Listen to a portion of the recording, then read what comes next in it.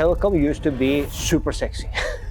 People lining up to get our service. People got their first phone, got their first SIM cards. That we are not the most super sexy company anymore. We become a legacy company. The challenge, let's talk about the elephant in the room. Yeah.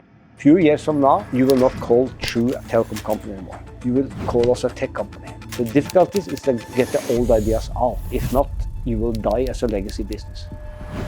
โอเค วันนี้เราจะไปสัมภาษณ์หนึ่งในผู้นำระดับตำนานเขาเคยทำงานในประเทศไทยมาไม่ต่ำกว่า10 ปีเขาคนนี้คือคนที่วงการโทรคมนาคมต้องรู้จักเขาเคยเป็นอดีต CEO ของ DTAC เขาเคยเป็นผู้บริหารระดับสูงของ Telenor และเขาเคยเป็นแม้กระทั่งรัฐมนตรีช่วยว่าการกระทรวงกลาโหมของนอร์เวย์คือเขาเป็นทั้งนักธุรกิจเคยเป็นนักการเมืองประสบการณ์การทำงานของเขาได้กลายเป็นแนวคิดในการบริหารองค์กรที่ผู้นำหลายคนนำไปใช้แล้ววันนี้เขากลับมาทำงานที่ประเทศไทยอีกครั้งหนึ่งเขานั่งเป็นกรุ๊ป CEO ของ True เขาคนนี้คือซิกเวย์เบรกเกวันนี้เราจะไปสัมภาษณ์เขาหลากหลายแง่มุมทั้งเรื่องของธุรกิจอุตสาหกรรมเทคโนโลยี AI แล้วก็รวมไปถึง Workplace แล้วก็อนาคตของธุรกิจ True ด้วย It's been an honor to meet you คุณซิกเวย์สวัสดีครับ สวัสดีครับ First of all it's been a year you returned to Thailand I listened to your answer about why you returned to Thailand as this time group CEO of True.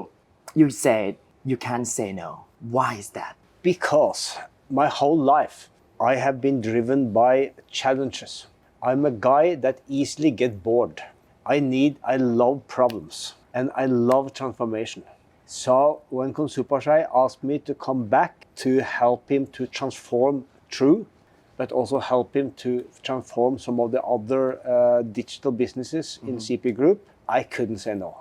I just love challenges and I love to make differences. I love to transform things, change things. And to be in an industry which is changing so fast now due to technology changes, AI and all that, it's just impossible to say no. Precisely. What is that challenge? The challenge, two challenges. One challenge is the technology, because technology changes so fast. And it's also global changes. So even if you only operate in Thailand, you are a part of a global change. And you need to be able to take those technology changes and make them your own. And if not, you will be not relevant anymore. Yeah. And the speed of that, think about AI, for example. Think about how different today is with 1 year ago.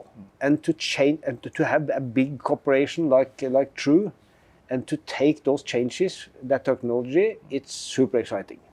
The other part, it's that the customers are changing. Because, you know, in our business, the business was basically push out SIM cards, build networks, and the customer came. Now, the customer, it's in control. The customer is the boss. It's not a company anymore. And the customer is so demanding. And especially the Thai customer. And in our business, let me give you some numbers. How many hours a day do you think a Thai customer is online? Wow, we have 24 hours? And it's average. You have to think about the grandmother and the 1-year-old children also. So what is the average number? More than 6 hours for sure. 8. 8 hours. Per day. Yeah. Per day. And that the global average on this is 5 point something hours. So Thailand is we above the average. Much more. Much more. If you think about how much data a Thai consumer is consuming, is on average consuming around 30 gigabytes per month. That and the global average is 16. We like double. And take one other example. On AI adoption. Thai consumers are adopting AI 2 times as fast as the other neighbors you have in Asia. So the point here is that the Thai consumers are technology adopters much faster than other consumers. You are using much more data because your whole life is in data. And 8 hours a day, which basically means more than half of your day, you are constantly online. On top of that, it's not enough anymore for us to serve you with being a little bit better than we were last year, or competing with our competitor. We are competing with Netflix. We are competing with the experience you get when you use those big global giants. Yeah. So as a customer, you are super demanding, much more demanding than in many other markets. And that is so, it's a combination of customer change and technology change. That is what the challenge is all about. you talk about competitor and you name Netflix. What is the real competitor for the telecom company today for you? That is companies like Netflix, companies like Google, Line, TikTok, those companies that are currently able to have a seamless customer experience. If you are a TikTok user or if you are a network user, you never think about the network. You just think about the experience that you get. Exactly. Those are our competitors. Exactly. And if Telecom is not able to have the same customer experience and to deliver more than just data, we will end up as an electricity company. That it's just a pure utility. Sure. You don't think about who is providing the electricity to your home. You just switch on the light. And that is the challenge that we have. Okay. Because we have so long legacy. So how do we transform ourselves on customer experience, but also on doing more than just selling data? How can we be relevant with products and services? Wow. That's why in True, we are investing into TV content. We are investing into other digital products, medical health, for example. So we need to have digital products on top of only selling the connectivity. Wow. That's our challenge. Wow. That challenge and that positive. The challenge, let's talk about the elephant in the room, okay? Post-merger, you do a lot of things and it's been a year right now. How do you convince people that if fewer choices, that doesn't mean a bad thing, but is a better possibility, I guess? Because the competition is not about selling the cheapest SIM cards anymore. The competition is about actually competing on customer experience. And then our competitor is not DTAC as it used to be or AIS. It is those global giants which are platform players. Exactly. That's where our competitors are. And for us to compete with those guys, we need to have some scale. Okay, yeah, sure. And the strategy that we have 4 big moves, which is basically explaining what we want to do. The true big move is like things like that, right? I'm coming to that. Let me explain the 4 big moves first. Okay. Because the first one, it's on customer experience. Okay. And customer experience used to be only serving our customers with a network. Now it's the end-to-end. It just have to work. That's customer experience. And customer experience is that everything works smoothly. In theory, we shouldn't have any call center. It's because call center is a place to call when you have a problem. The customer experience need to be similar to what those global players have. So that's the first big move. Wow, okay. The second big move is on growth. And growth for us now, it's what I call, we have to go from growing in volume to growing in value. So I want to grow with you as a customer. The growth is not anymore to add a lot of new customers. It's to make the services we have to you much better. So we need then to grow with you in more and more data based on good experience, but also grow with you to give you new services. For example, we think that the home segment in Thailand is underutilized. Both ourselves and our competitor, we are giving you fiber to the home. That's just the simple part. But in your home, you have a lot of internet-enabled devices. They call it IoT. Exactly. You have aircon, the feeding part of the pet, maybe some CCTV cameras. Speakers, all that. All that is a part of your home experience and should be connected to an AI platform that we are running. So that's another example. So we want to grow with you as customers. So that's the second one. The third one, it's AI. The difficulties with companies like ourselves, we are not born AI. A startup today is born AI.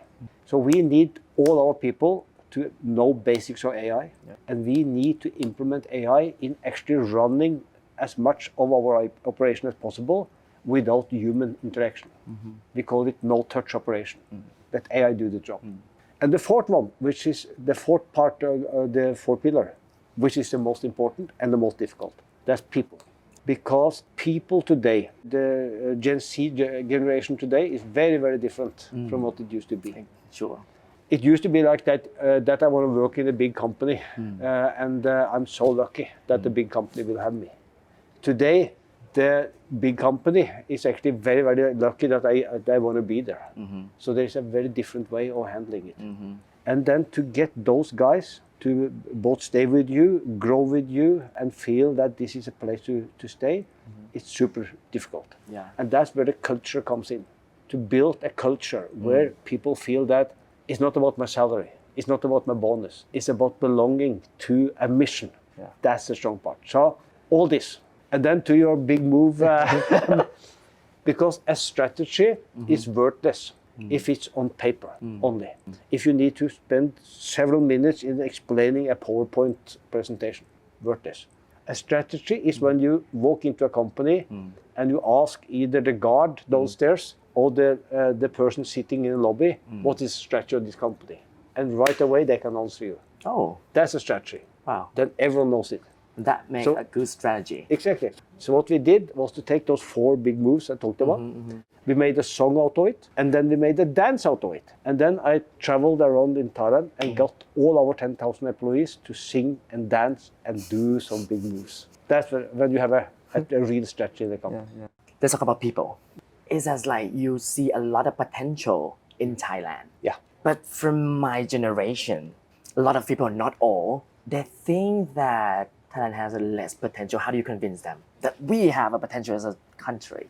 Let me take politics out of the picture and then look at what is the potential of Thailand. First, you as a population, you are more digital than most other countries. So the digital demand and the digital knowledge in Thailand, it's better than most other countries. So the transformation into the AI world is easier.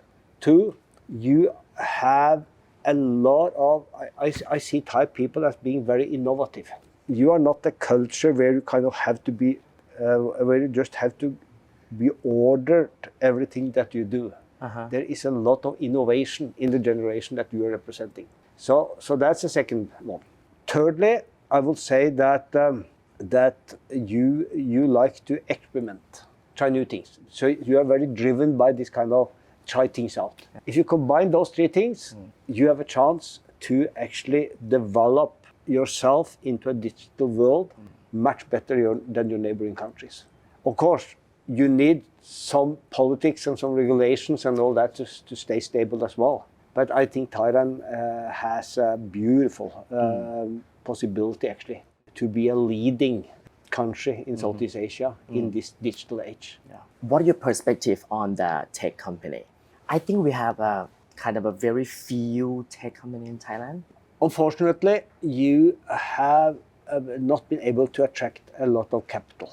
So if you look at the startup scene, there are fewer startups here than in other countries. Even Vietnam, you are behind. And that has a little bit to do with politics and regulations. And I really hope that the current government now can both be a little bit more stable, but also can look at this. How can we attract more capital to go into technology development in Thailand? Because you have the basics, it's just that you need the money and you need, The other one is that I think Thailand can be a little bit better to work together, because some of those tech companies, they need an ecosystem around them. In true, that's a part of our transformation plan, to see can we be a kind of engine, a motor, someone that can stimulate that ecosystem. That's why we built a digital park, or Kunsupasha built a digital park a year ago, to have a place where people can be together. Because you also need people to talk together, share ideas, and build things. And I think that's possible. You see yourself as a transformational leader? I would say so. When the merger came, I mean, 2 team, 2 culture, 2 companies. Yeah.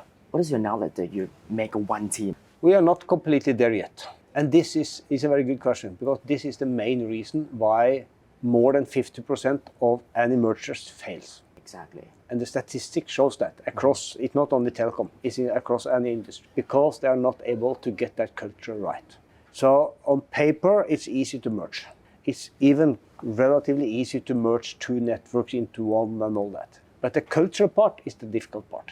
When we did the merger, it was important to say that this is neither a data culture or a true culture surviving. This is a new culture that we need to build. And that's exactly what I'm trying to do. But a culture starts from a couple of things. First, you need to be very, very clear on what are the type of culture you want to build. What are the type of people you want to have working in that culture. and you need to recruit based on that. You need to score people based on that, and you basically need to let people a little bit loose. So I'm thinking about, I call it tight, loose, tight concept. Yes. You have to be tight on what you want to do, but you have to let people be loose. But then you have to be tight on the results again. So what I'm trying to do, it's forming a culture where there is what I call psychological safety. There's psychological safety in a room or in a team that I can be myself. I can speak out. I can even screw up. I can make mistakes because I'm allowed to do all that. That's a culture. And in a consumer business like Telecom, you also need to have a culture where the customer mind is on everyone's thinking. So that's how you build a customer champion type of culture. Yeah. But this is not something you can decide in the boardroom. It's not something you can just say that you want to be. And it's not something you can do overnight either. This takes time. And you need to try to find your specific room for doing exactly that. And what is often forgotten is that your external brand image has to be a mirror of your internal culture. You cannot just hire a lot of marketing agencies and help you with the image if its inside looks very different. So these are the things we are working on. We are 3 years after the amalgamation. We are not there. But step by step, that's what we are trying to build. And I know that this can be done if you do it correctly. And this is, if you are able to do that, then you have what I call a sustainable competitive advantage. Because most of the things we can do can be copied. The culture cannot be copied. It's a hard work to do. That's a Really really hard work. challenge. Yeah, you it's said. another challenge. We know that what is a good strategy, you told us, and the culture, you told us. But what makes good leader? A good leader, it's a person that dares to surround him or herself with smarter people than you are yourself. And a good leader, it's, I will compare it with a football coach. You know, a football coach is not on the field playing. A football coach lets the professional soccer players play. His role is to recruit the best people on the team, make sure that they're working together. And a very good example of that is the kind of the very top league, because some of them are paying a lot of money for the best players, but it doesn't work. Where it works is when things are coming together and they start playing as a team.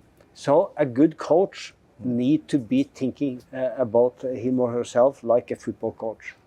Recruit the best players on the team and make sure that the team is working good together. And this is difficult because as a leader, you tend to think that I need to be the smartest person in the room. But you should actually think about yourself as the dumbest person in the room. Yeah. The one that dare to be surrounded with people that knows things much better than yourself. Your role is then not to kind of be better than them. Your role is to get that team to play together. And this is a big difference between a manager and a good leader. Yep. And a good leader is a guy that spends most of his time to ask questions. So for example, if you were in my team and you came to me and say, hey boss, what should I do with this? In most of the cases, I will tell you, what do you think you should do with this? So you will walk out of that room with a question rather than an answer. Okay. Because I know that you probably knows this better than me already. And I also know that if you can answer that question yourself, you also have a buy-in to deliver on it, rather than I'm telling you that. Wow. So this is what good leadership is. Second one, it's to care. Care about your people's well-being. Trying to know their family situation, trying to know how that person, if that person needs a little bit care, and also look at that person's back to create that safetiness. That is what a good leader is. We have that generational gap in leaders. What do you think about the Gen Z leader?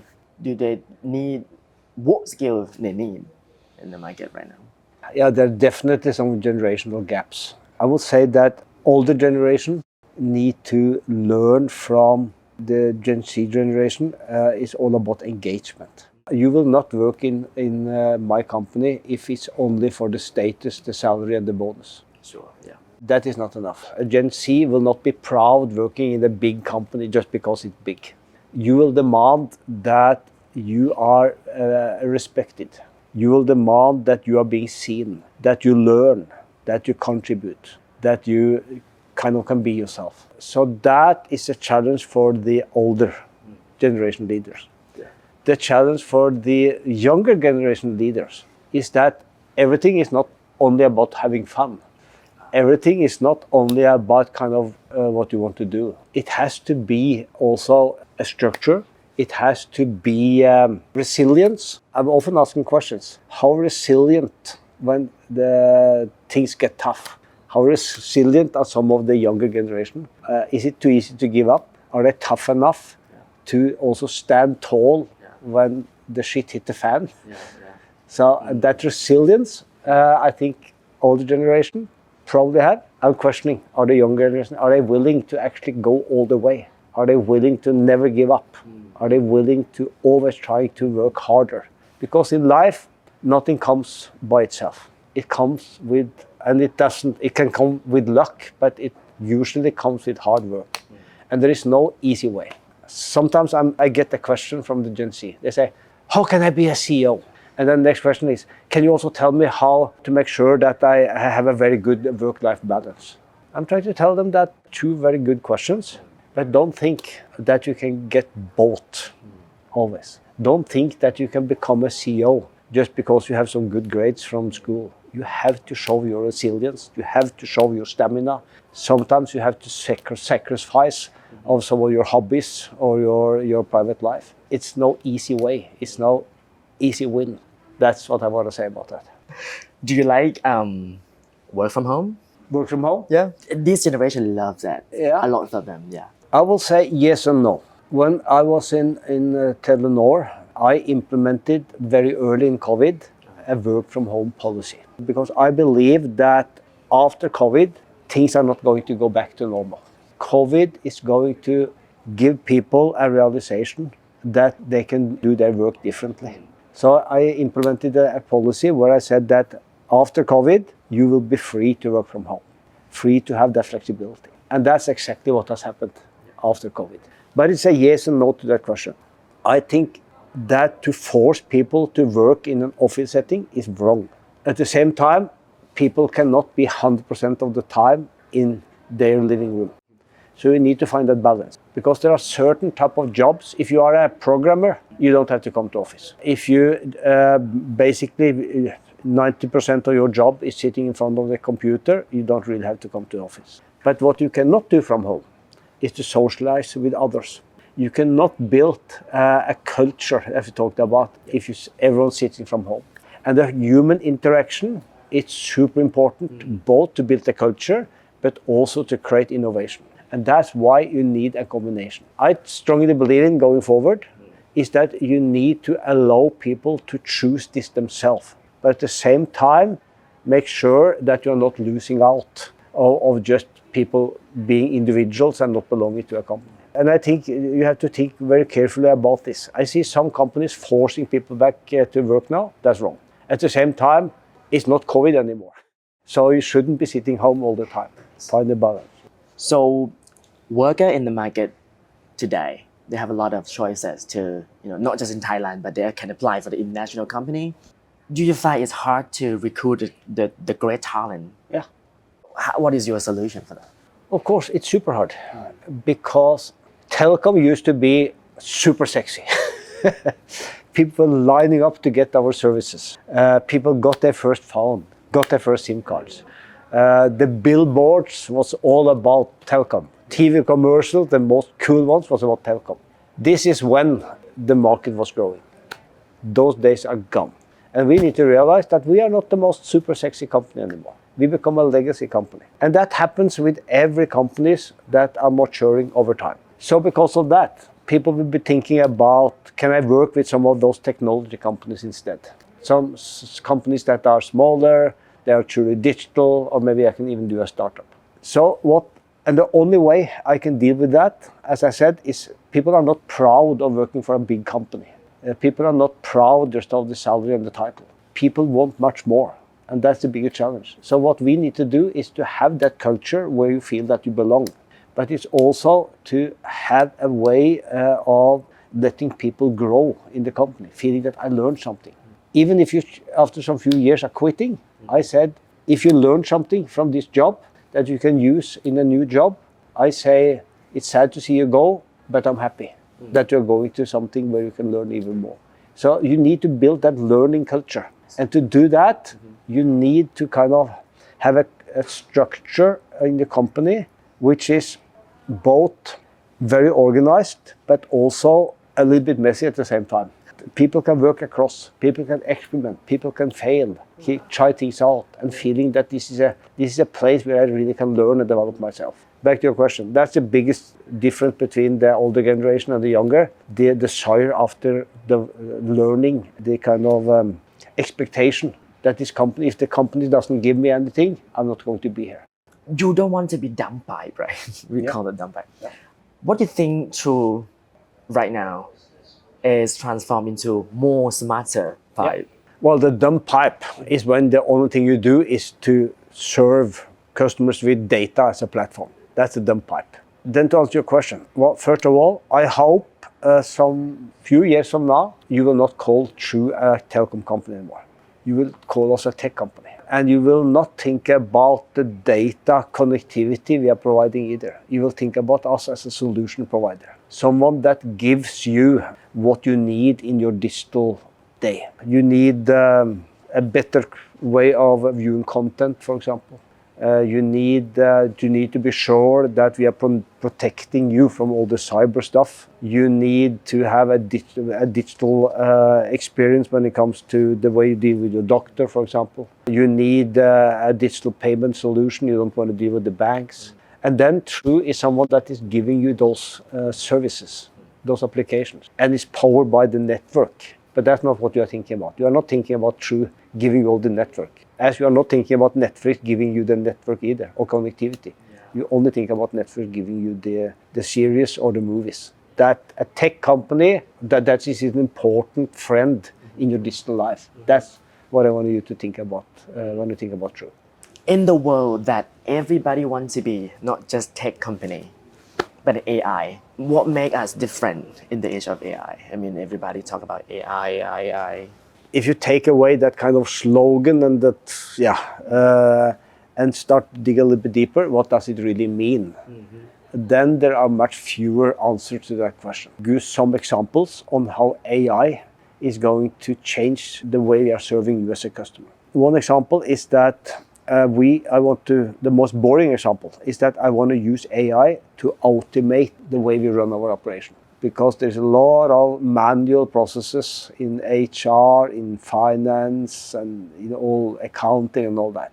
That can be run by AI. We have a lot of people overseeing our network, for example. That can be done by AI. So we can automate the way we run our business. And with that, we can both save costs, but more importantly, we can get a much better consistency in what we deliver. But that's the easy part. And a little bit the boring part, because the only thing that gives you as a customer is a better customer experience, but you don't really see it. Yeah. More important than that, it's that I can go from looking at you as a segment, looking at you as an individual segment. Let me explain what I mean. Traditionally, businesses like ourselves are thinking about the youth segment, the student segment, the family segment, worker segment, the elderly segment, and all that. Those days are gone. I want to think about you as one individual segment. So AI can tell me what is your user preference, when are you using data, what time of the day, what are you using it for. AI can tell me what are the things that you don't even know that you should be using yourself. And then I can start offering services to you which are super, micro, tailor-made. Mm-hmm. That's where the most important part of AI is. And of course, that's what going back to Netflix, that's what Netflix does. They learn your user preference and they give you the best offers. And that is what we can do as well. And this is where, in our business, AI have the biggest impact. Yeah. That we can start treating you as an individual, not as a part of a segment. So AI is not the ultimate important, but it's how to use that. Yeah, but AI, as in the end of the day, AI is just a name of a new technology. Yep. Before we talked about digitalization. Now it's AI. Then it's generative AI next, and then it's new words that are coming from out there. So this is just a tool. It's not a business in itself. Yeah. And the hard part of AI is not the technology part of it. You can hire AI technology experts. The hard part of it is to change the way you do your business. That's the hard part. And that's back to people again, an organization. And in True, for example, we have set a target for this year. 60% of our 10,000 employees should know basic how to use AI. 30% should be more advanced AI users, and 10% should be super experts. Because then we basically changed the whole operating model. Yeah. Get people that are not born digital or born AI to adapt new technology with the speed that we see now. That is the hard part. And then I'm coming back to culture and the way you built your organization. So buy technology is easy, but build the culture is a hard one. The main problem for businesses like True, but also any other businesses that has been around for more than a decade. True has been around for almost 3 decades. But I would say more than 1 decade is that you have a lot of legacy. Because you used to be super good at what you did. There's in the organization, people are so proud of what you did. And then suddenly things are not happening every 10 years anymore. Now things are happening almost every month. And to adapt to that, throwing out all the old ideas is super difficult. And that's why innovation is easy to get new ideas in. That you can listen to people or read things. The difficulties is to get the old ideas out. But you have to get those old ideas out. If not, you will die as a legacy business. Talking about legacy, this is my last question. Do you think what is your legacy this time when you return to Thailand, right? My legacy? When I'm interviewing new people, one of the last questions I always will have in those interviews, it's tell me what you are going to tell your grandchildren when you're sitting in your rocking chair 80 years old. Tell me what is your answer to the question, what did you do with your life? My answer to myself on that question would be, he was a part of changing things to the better. And that has been my motivation my whole life, being a part of changing things. And that's going to be my motivation in this job also. Not surfing on past success, not surfing on past legacy, being a part of changing things for the future. And to do that, you need to be a bit paranoid. Paranoid meaning that neither your business than yourself are good enough. Every day you have to have that kind of stomach feeling that I need to do better. I need to change things. I cannot just surf into a stable situation. That is what I hope my small contribution to true change can be.